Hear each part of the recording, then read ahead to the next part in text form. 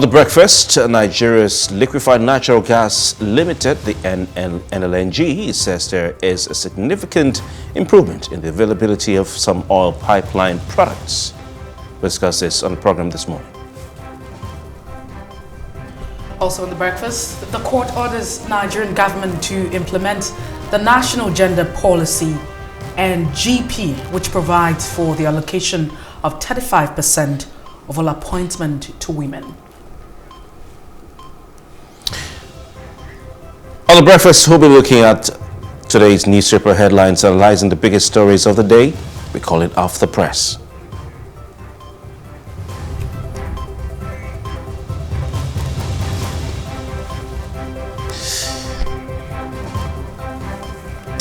A very good morning to you. Welcome. It's still breakfast on PlusTvAfrica. It's a beautiful, beautiful Thursday morning, reaching you live from our studios right here on Victoria Island, Lagos. My name is Kofi Bartels. And I am Mercy Bopo. Good morning and thank you for joining us. Yes, indeed. Mercy, very good morning to you. Looking bright as always. I think as you walked in the studio, the light was brighter. Kofi. All right, fantastic. We'll start up with a trending segment. And of course, we'll look at some of the things as usual that are generating a lot of controversy on the social media space. But before we go into what we have lined up, I'm sure that you saw some of the reports yesterday, Mercy, of alleged shooting and attacks on Atiku Abubakar's convoy in Maiduguri, Borno State capital. It was something else, you know, the videos of people running helter-skelter. One paper said there was a gunshot. That's Daily Trust. I think it was a TV station whose reporter used to work here, said that she was attacked and some bandage wounds and stuff like that. But the police came out to say that Atiku's convoy was not attacked, you know. So that's one of the things that, you know, we saw going on yesterday. The Atiku Abubakar campaign said they were attacked, but the police in Borno State said there was no attack, though, that it's all fake news. But they said one person was arrested who tried to disrupt Atiku's escort, and they arrested him with a stone, and they are hunting for his accomplices. But the police chased him into a church. He went to hide there. So that's a controversial one from yesterday. But this one is equally very controversial, actually, and most of the known newspapers and media outfits are not talking about it because it's you need to be sure you have your facts to be able to talk about this one. But I think Sahara reporters have shared. Let's mention the name now. Sahara reporters. They say they have what they call a certified U.S. court judgment. You know, and it's something that surfaced online, which they reported on. This U.S. court judgment has been making the rounds. In fact, Festus Keyamo had to do a lot of damage control yesterday on television. He went around some TV stations to talk and to let people know exactly what was going on. But this is said to be a certified U.S. court judgment document showing that a U.S. district court had indicted the former Lagos State governor, a former Lagos State governor, for drug dealings and money laundering.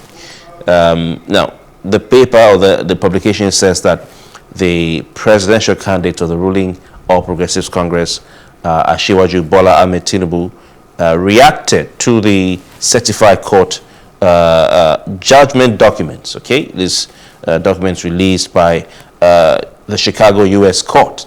I'm not going to go into details, but they're all over the internet. And of course, the Tinubu camp is, you know, saying that this isn't true. But what the publication says, the paper or the documents say, is that the documents indicate that Tinubu was involved in, you know, drug-related activities. He entered a plea bargain in which he voluntarily, you know, agreed to forfeit his assets to the American authorities in 1993 instead of going to trial. This is corroborating what David Hundeyin had written about some time ago. But like I said, the APC presidential campaign they've been reacting. Let's take the words of Bayo Nanuga. You know, yesterday he described the documents in circulation as quote campaign of calumny. Mercy, He said that the mark workers are back in business. So he put this on his Facebook page.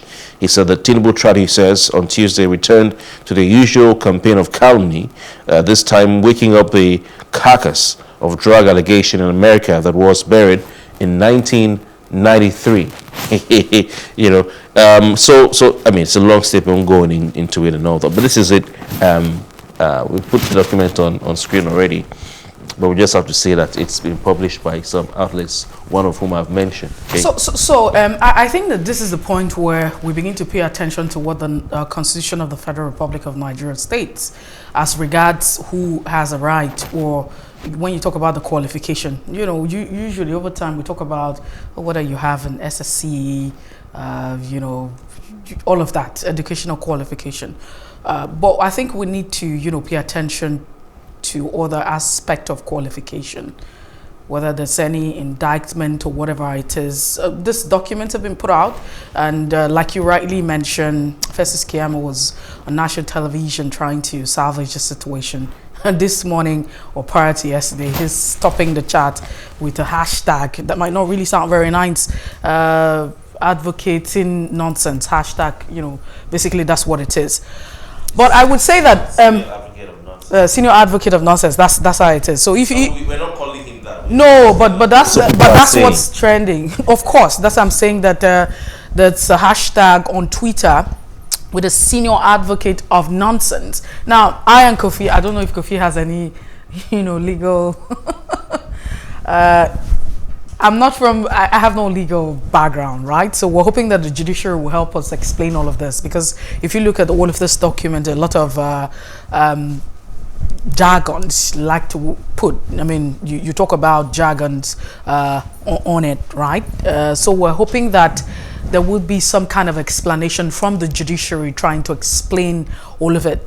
But like I mentioned earlier on, this is a time where if we talk about deepening our democracy, we talk about strengthening the political process, then we need to pay attention to what the Constitution talks about, who can contest an election at that particular point. Criminal records, being involved in anything, what have you. We need to look at that part of the Constitution and get our acts right. That's exactly what we should be doing.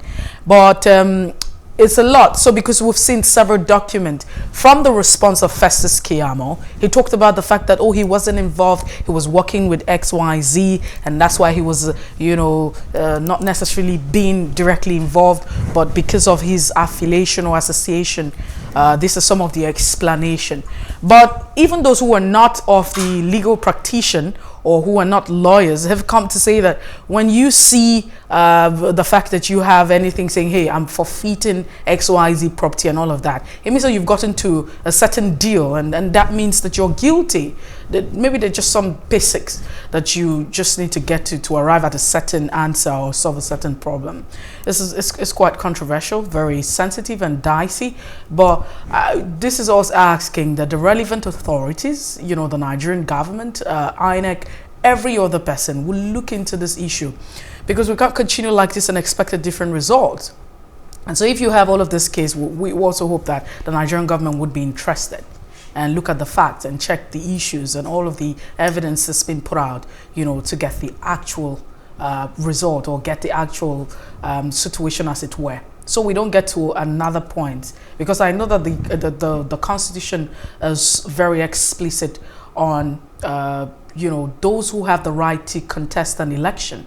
And now we know that the former Lagos State governor is vying for the very top position of, you know, governance in Nigeria, talking about becoming the president of the Federal Republic. I'm not sure that we want to get into all of that. So yes, it would be something that the entire country should be interested in, and we're hoping that the country would, and relevant agencies would get to the bottom of all of this, verify all of the issues, and of course take necessary action.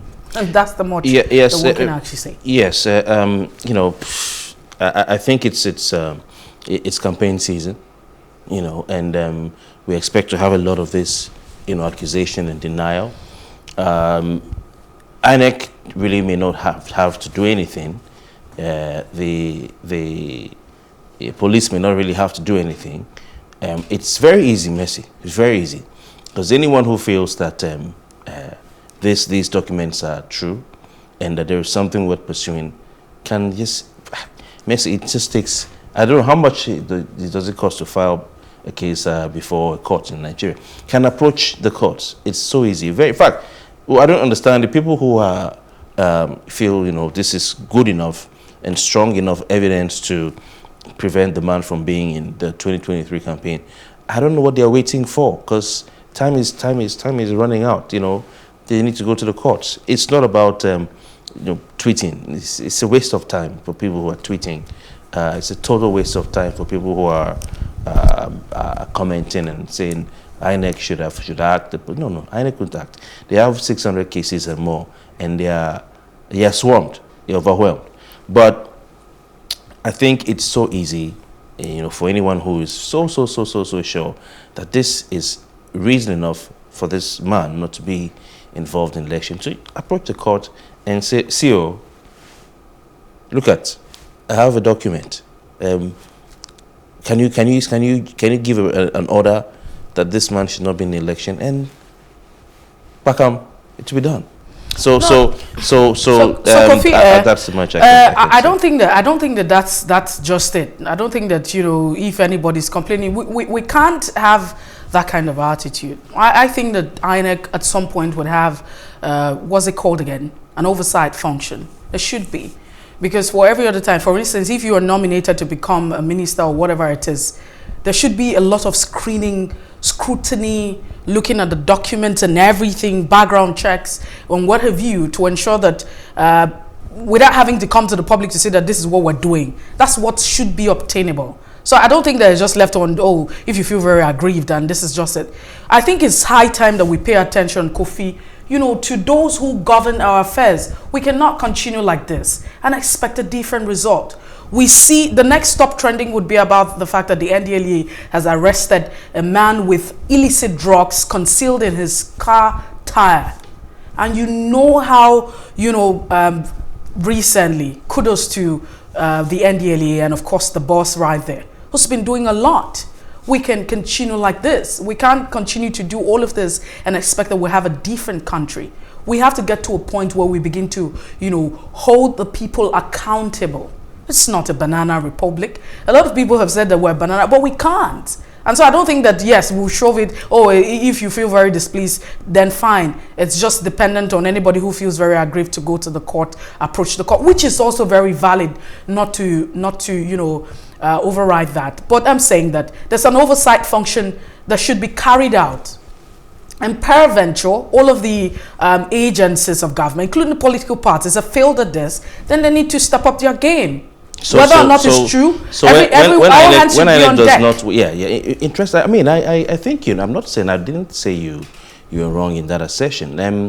I'm saying for you and I, who are seated here, and for those out there in the public who feel that there's something here, if INEC does not do what you want them to do, what do you do?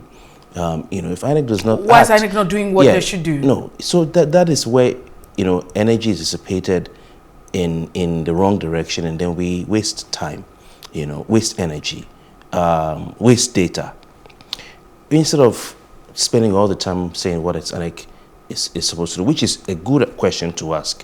Now, after that, having done all, the next thing to be done, because democracy is about being also, Messi, an active citizen. All these times you see Femi Falana taking the government to court. We see Sarah taking the government to court. They can sit down and say, hey, do this. But they know that citizenry also have a role to ensure that democracy goes in the direction that we want it to go. So I'm saying that complaining alone and, about INEC and all that is not enough. You understand? It's not enough. There's also a role to be played, because, okay, if they do nothing, what do? We will complain till. So instead of, for those who are really, really convinced and really, really disturbed about this, which is nothing wrong with that, instead of, just complaining and leaving it at that, you have a duty. In fact, you have a responsibility, because you know something that a lot of people don't know. So you have a responsibility to approach. It's like, so I know that somebody is an armed robber in my area. And then you will sit down, on Twitter and say, oh, The police have not even investigated to know there's an armed robber there. I've been tweeting about it for a long. Okay, why don't you approach or make a step? They say if you see something, say something. So I think that I hope that sales organizations who have come in possession of this will, even individuals, will approach the courts and then seek justice. Well, just like I hinted, a man has been arrested by the NDLE operative for concealing illicit drugs in his car tire. Trust me, this is just one out of so many, right? The driver was, according to the report, that when he was apprehended, he had majorly tramadol that was hidden inside the tire of the car, and he was traveling with it along the Abuja-Kaduna road before he was caught by the NDLE officials. And that's just one. So there's several reports where you have NDLE arresting people who use the hijab to hide, tablets of illicit drugs and what have you. And that's exactly what we're talking about. The fight against, drugs should be a collective effort. But Kofi, you're laughing. I was trying to hold myself. You don't begin to reference my estate now. Because I know you begin to ask me to go to my estate to look for. No, you start using knives to puncture people's tires. No, I'm not saying that you puncture, but I'm saying that how creative people get.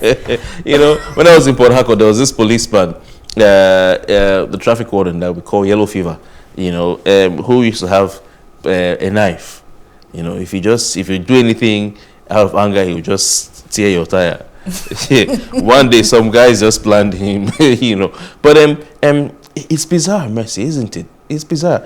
People are doing all sorts of things to get away with trafficking illicit drugs inside the tire. Amazing. But I'm curious to know how the NDLA even knew that there was something there. I mean, how will you know? They're trained for it. Man, it's just like you have training for your profession. Yes. So I'm sure they have all of that training. Yeah, it's amazing how they found out. Like I said, when there was an issue here in Lagos State with Agberos, fighting themselves and police standing by watching, I was saying maybe NDLA should lend Marwa to Lagos State for 1 month, so that sanitize it's even Cross River State needs it. So I don't know how they do it. It's amazing.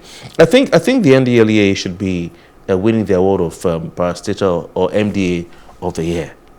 It's really for 2022, right? Yes. They've done a lot of work, and that's much I think I'd like to say on this. But inside tires, how do people do that? Wow, we have a problem. And what I know is that what they're finding is probably the tip of the iceberg. But I mean, they should keep up the good work. All right, let's move on to the next one. Of course, this is not new, okay, but it's something that we still need to talk about. What happened in Onitsha? Onitsha has a very, very, very a big market near Onitsha Head Bridge. If I want to tell you what was around that area when I used to drive, by road, or I used to go by road from Lagos to the south, and then a certain governor came and then sanitized that bridge, you understand, and the place became better to use. I won't go into that, But the thing is, that market is a very big market, Messi, with a lot of people, from different parts of the country going there to do business. And there was a fire explosion in that market. We're hearing now that 80 shops were destroyed, according to the Director of Fire Services in Anambra State. His name is Mr. Martin Agbili. 80 shops were affected in the chemical market fire explosion at Onitsha Head Bridge. He issued this in a statement yesterday, which is good. Coming from the fire service, So there's a place called Science and Lab Line, at the Ogu Market. Now, not the entire Ogbo Market in Onitsha, but the Science and Lab Line of Ogu Market. This is what he said. He said it's a terrible situation, but the fire was under control, So the vibration from the explosions, he said, caused the collapse of some of the market buildings. So it was an explosion, Messi, not just a fire. It came with an explosion. Yes, he's saying that a lot of safety measures have been taken to protect the entire market. There are casualties, but that they can't ascertain the actual number of dead and the injured. So it's a sad one, coming on the heels of the fires in Lagos. We had one at Tejosho, and then another at Yaba. Then another one at Dolphin Estate. Really unfortunate. Actually. Oh, well, so it's really saddening. That's number one. But there's a lot of conspiracy and thoughts and argument that's been put out, especially when you have the United Nation or the United Kingdom, I beg your pardon, and the US, amongst others, talking about terrorism and all of that. So some people have likened most of this explosion. I hear people, especially the recent one that happened in Lagos, where some people talked about, are we sure that this is not that's at Victoria Island. Victoria Island, but I think it's unfortunate. Usually we know that we've been having fire incidents across different parts of the country in different markets. I would always say that it's important that the relevant agency, for instance, the fire service or firefighters in different states, get into a lot of campaign education, creating awareness, Ministry of Information, the state and at the federal level. We need to sensitize people, about fire and how to avoid it. We're doing all of that, then we get to a point. But if you talk about an explosion, then something would have actually triggered it. Could it be a gas explosion and all of that? But however, it's important to ascertain whatever it is that's responsible for that explosion. It would not be the first time that, you have Onitsha market having fire experience, but in this case, we're talking about an explosion. What could have been responsible? Some of the questions that we're asking and hoping to get answers, because at the time of filing this report, one can really not ascertain what was responsible, for that fire incident in Onitsha market. Yeah, it's a new day in Nigerian politics. Now, when we have tragedies, the presidential candidates go to Twitter to say some things about it. It wasn't always the case. I don't know why. What caused I don't know. How do you say you don't know why? You tell me now. The reason is so let's even talk about it. We know that a lot has happened in Nigeria. For instance, let's even talk about the APC administration that came on board since 2015. And for every time you have issue of maybe killings, explosion, terrorist attack, sad incident happening, there's always a perception, there's always an expectation from the people that the president or maybe the governor of that particular state would go to the site. You probably just take a visit. It shows empathy, right? But now we can't really say if this tweet, because you're tweeting, we don't have any measure. We don't have any Kofi. There's no measure to see whether or not. So I think. But these guys, most of them, none of them is occupying any position. No. So they're doing that. They're doing that. But you understand that it's a period. Now this is what has been demanded. So it's like there's always an input to the policy circle. The people talk about how the fact that governors, the president has not shown empathy. You see issues up until now. Has the president said anything about the flooding issue? That's where I was. So there's always an expectation. The people who have demanded, some sort of communication, show empathy, visit this site. That's what they want to see. That's what Nigerians have always demanded. And so maybe these politicians or those who are vying for political positions and offices are trying to, listen to what the people are saying. Whether it is to score political, we don't know. We don't have any system to scan. But the point I was making was that, we're not used to this kind of reaction, response, swift, statement by politicians. And I know it's a campaign period, all right, but even in campaign periods gone by, we've not been seeing candidates, make statements about tragedies as they're doing now. Any small thing that happens, they'll say, we sympathize with, For instance, Labour Party's presidential candidate, Peter Gregory Obi, put out a tweet a day ago. It says, I just received news. Of course, he's a former governor of Anambra State. I just received news of the inferno at Ogbo International Market, Bridgehead, Onitsha, following a suspected chemical explosion in the area. I'm saddened by the loss of lives, many injuries, material losses recorded. It's a thread. I won't read everything. The People's Democratic Party, or let me say, People's Democratic Party presidential candidate Atiku Abubakar also put out a thread.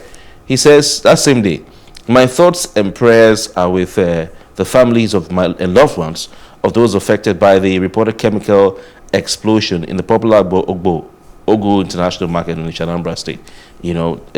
This was at 9:54 p.m.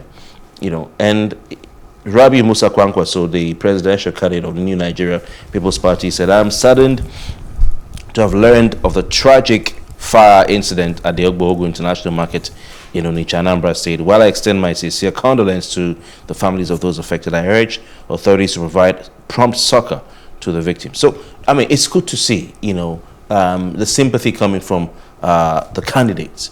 One only hopes that it's genuine and that it's not going to end when they get into power.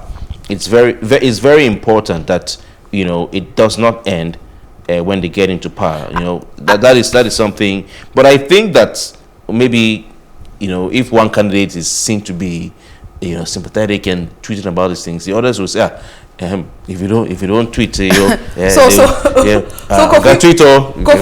so I totally understand, and that's why I say that we don't even have, like you say, you want to measure maybe speed, wind, you have barometer, you have everything to measure. Okay. But in this particular, in this particular instance, there's no way to measure whether this is genuine or not, or this is just pretense or trying to get political credits and scorecards and get votes. Yeah. But the thing is, it just shows you that, because why do you have policies, government policy and government existing? It's to solve the problem of the people. And if it's what the people actually want, you need to have a human face. Leadership is not a spirit. And so if things actually happen, people need to see that you feel it genuinely. But of course, because the people are demanding for it. And that's why I think that everyone might just be running, whether it's genuine or not genuine, but it's what it is. It's okay. Even if they're pretending, maybe we'll just... Did you realize that there's one conspicuously absent name in the names I mentioned who tweeted about this? Maybe he's not wanting to be politically correct, but I don't see anything from Ashiwaju on this. He's a very busy man. Have you forgotten? That's what he said. He doesn't have time for all of this shenanigans. We told he went to relax. We need to take a break now, Kofi. We have to come back to look at the papers this morning. Thank you so much for staying with us. We'll be right back.